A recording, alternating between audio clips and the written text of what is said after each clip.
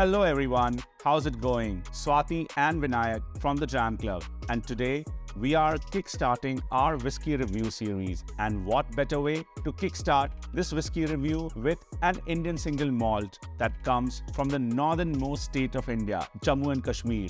And the whiskey that we are going to review today is Devans Gianchand. It's the most recent launch in the Indian single malt market. They have been producing malted spirits for over 6 decades now. Vinayak, what is the USP of Devans Gianchand? USP, well, for starters, it's a northernmost distillery in India. I think that makes it quite interesting because at that altitude and the climate, if I have to compare it with, and let's take the example of Inverness, which is one of the northernmost cities for Scotland. The minimum temperature during the winters would be anything between 0 to -5 versus the max that you can experience in the summers would be about 25 degrees. And if you were to compare that with Jammu, where this whiskey is made, minimum in winters would be about 4 to 5 degrees and maximum would be about 45 degrees. So the variation between the minimum and the maximum temperature is huge. Also, what's unique about this whiskey is that 80% of the malted barley used in this is unpeated and there's 20% peated barley. So, from what I'm hearing, right, we can expect a fairly light spirit because the stills are tall. Of course, yeah. And maybe with a hint of smoke because it uses peated barley, which is 20%. Right, yeah. So, should we get to the tasting? Yes. So Swati, why don't you do the honors and pour us a dram of... Thank you. It's like bright golden. Even from the look, you can see it's a fairly delicate spirit.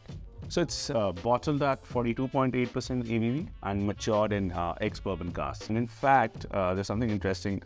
So they, right now, the current distillery, they were making beers for the longest time, right? This is the first single malt that they've come up with. So now they're expanding and they have a new facility somewhere on the outskirts of Jammu city. The interesting thing is obviously that new place can have store up to 20,000 barrels, but there the maturation is going to happen underground. Oh, interesting. So which will be quite fascinating because just to see the effects of underground maturation on any new whiskies that they come up with. Yeah. I am getting that smoke. There is an element of salt actually I'm getting. Yeah, like a gingerbread with a sprinkling of salt on it. Some dried fruits, figs and apricot. I think for me it's a very pleasant whiskey on the nose. A lot of honey as well. Yeah, honey was actually one of the first notes that I got. And I think for me the nose is a bit like a oatmeal cookie. Shall we have a sip of this now? Yes.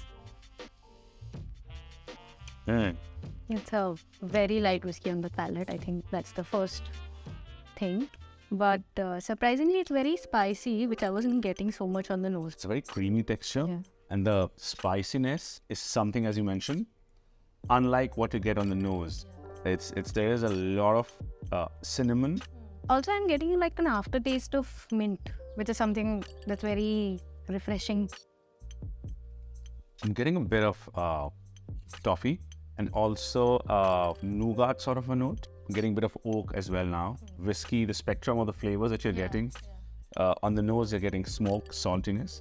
The saltiness is though not coming through on the palate. I'm not getting it on the palate as much. The nose has one dimension and palate builds onto the flavors and aromas that you're getting on the nose. So the nose is very tempting. Yeah, like you really want to have it. And when you sip it, it becomes even more tempting. You want to just sip more of it. What do you think about the finish on this one, Swati? It's a mix of sweetness and spiciness. Nothing overpowering. Very easy on the palate, lingers for long. And the finish wants you to have more of this whiskey. For me, the finish is a bit spicy.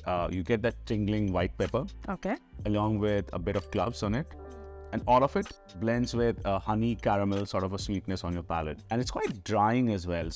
And that's where I think I find it very interesting compared to a lot of other Indian whiskeys. It's a very delicate and easy drinking and approachable Indian whiskey if I have to compare with a lot of other Indian single malts, which tend to be hefty. But this is very delicate in that comparison. The whiskey is currently available in 5 states and very soon it will be launched in 5 more states. And if you have tried the whiskey, please leave your tasting notes or your thoughts about the whiskey in the comments below.